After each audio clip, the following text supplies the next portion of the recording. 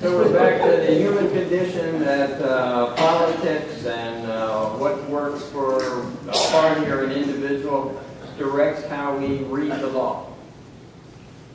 Right. Well, you have to read the law. You have to read the law in a practical sort of way. It's always applied in a specific situation. You have unique situations, unique characteristics of this situation, and it was interpreted, by the Senate President in his performing his duties, to fulfill the obligations of the governor. He made certain decisions. He had his counsel advise and say, yes, these are reasonable under the terms of the Constitution, under their understanding of the Constitution, and as they read the various legislation in place, and they made certain decisions. Based on that, then other people's interpretations and expectations got involved, and as I said, the Senate felt that if the Senate President was going to act as governor for over 2 years, it was inappropriate going into a new legislature, going into the 80th legislature. The Senate President every 2 years appoints all the committees, appoints all the committee chairs, and the senators felt that it was inappropriate for somebody sitting downstairs acting as governor to at the same time appoint the committees and the committee chairs. And that was, in our interpretation, a problem of separation of powers.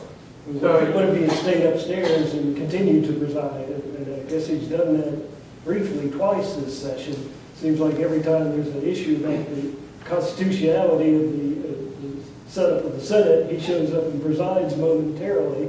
But had he remained, would there have been a separation of powers issue?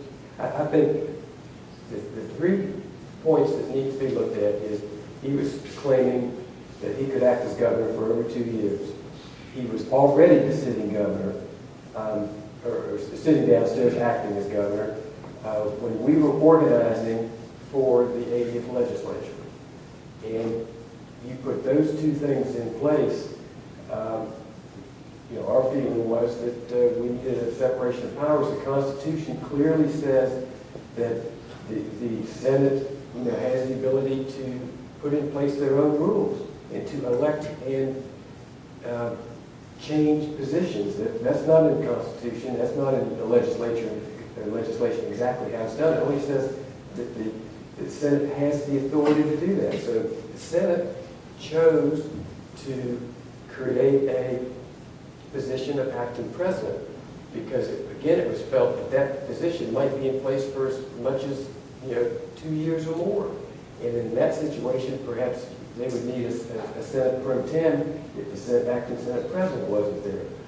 And it was further complicated because the Senate president acting as governor had his own person for Senate pro tem, that he wanted to have that person run the Senate. You put all this together, all these specific situations, and you can see how this evolved, and it looks a little bit like making sausage. From the distance, I can clearly see what people say, what in the world is going on? But if you look at what's happening in the Senate, and you look at what the Senate President was saying and how he and his counsel were interpreting the current situation, you can at least have some idea of why the Senate did what it did when it did.